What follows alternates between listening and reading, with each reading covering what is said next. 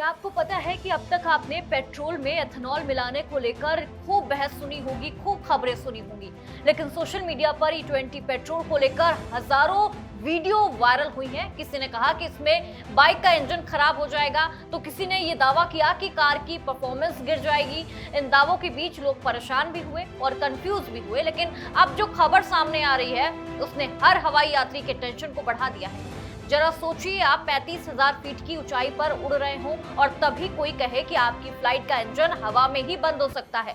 सुनकर झटका लगाना, लेकिन ये दावा हम नहीं कर रहे। ये दिल्ली के पूर्व मुख्यमंत्री अरविंद केजरीवाल ने सोशल मीडिया प्लेटफॉर्म एक्स पर एक पोस्ट शेयर करते हुए किया है कि मोदी सरकार विमान के ईंधन यानी एविएशन ट्यूबाइन फ्यूल यानी कि ATF में एथेनॉल मिलाने की तैयारी कर रही है। उन्होंने यहाँ तक लिखा कि क्या आप ऐसे विमान में सफर करेंगे जो मिलावटी एविएशन फ्यूल पर चल रहा हो? आपकी फ्लाइट का इंजन हवा में बंद हो सकता है। बस इस एक पोस्ट के बाद सोशल मीडिया पर बहस छिड़ गई।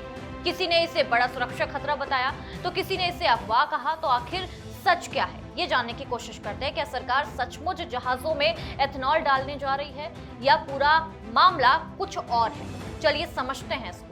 केजरीवाल के इस दावे के तुरंत बाद बीजेपी IT सेल के प्रमुख अमित मालवीय ने जवाब दिया। उन्होंने कहा कि सरकार ने कभी भी ATF में सामान्य एथेनॉल मिलाने की घोषणा की ही नहीं। उनके मुताबिक पूरा विवाद SAF यानी कि सस्टेनेबल एविएशन फ्यूल को लेकर फैली गलतफहमी का है। अब सवाल ये उठता है कि SAF आखिर क्या है?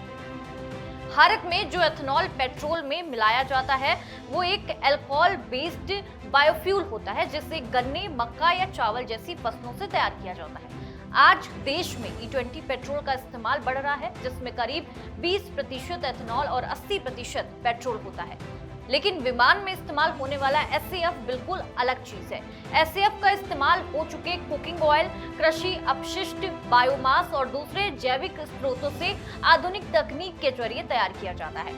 सबसे अहम बात यह है कि इसे इस तरह से प्रोसेस किया जाता है कि इसका केमिकल स्ट्रक्चर पारंपरिक एविएशन जो टरबाइन है फ्यूल यानी कि जेट फ्यूल जैसा हो जाता है। यानी ये कच्चा एथेनॉल नहीं होता, बल्कि ये एविएशन इंडस्ट्री के लिए तैयार किया गया सर्टिफाइड एविएशन फ्यूल जो ग्रेड फ्यूल होता है वो होता है। और इतना ही नहीं, किसी भी SAF का विमान में इस्तेमाल करने से पहले ASTM यानी कि इंटरनेशनल और ICAO यानी कि इंटरनेशनल सिविल एविएशन ऑर्गेनाइजेशन के बेहद सख्त सुरक्षा मानकों से गुजरना पड़ता है। बिना सर्टिफिकेशन के किसी भी एयरलाइन को इसका इस्तेमाल करने की अनुमति बिल्कुल नहीं मिलती। अब बात करते हैं उस सरकारी नोटिफिकेशन की जिसने ये पूरा विवाद शुरू किया। दरअसल 17 अप्रैल 2026 को पेट्रोलियम एवं प्राकृतिक गैस मंत्रालय ने ATF से जुड़े नियमों में बदलाव किया। नए नियमों में synthetic hydrocarbon based blended fuel को भी ATF की परिभाषा में शामिल किया गया। यानी सरकार ने भविष्य में ऐसे आधुनिक और कम प्रदूषण वाले एविएशन फ्यूल के इस्तेमाल का रास्ता खोला। लेकिन कहीं भी ये नहीं लिखा गया कि विमानों में सीधे एथेनॉल नहीं मिलाया जाएगा। सरकार का ये जवाब है कि विवाद बढ़ने के बाद नागरिक उड्डयन मंत्रालय ने भी ये सफाई दी कि मंत्रालय ने साफ कर दिया कि सरकार को कॉमर्शियल एयरक्राफ्ट में इस्तेमाल होने वाले ATF में एथेनॉल मिलाने की कोई योजना नहीं है।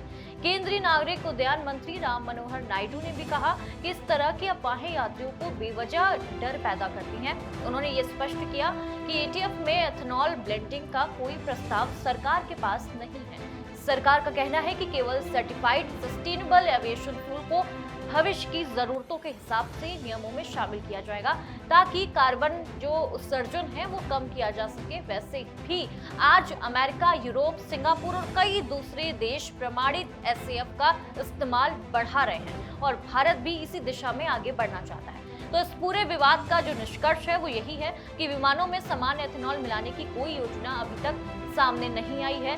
सरकार ने सस्टेनेबल एविएशन फ्यूल यानी कि SAF को नियमों में जगह दी है, जो पूरी तरह से सर्टिफाइड एविएशन ग्रेड फ्यूल होता है और अंतर्राष्ट्रीय सुरक्षा मानकों पर खरा उतरने के लिए बाद ही इसका इस्तेमाल किया जाता है।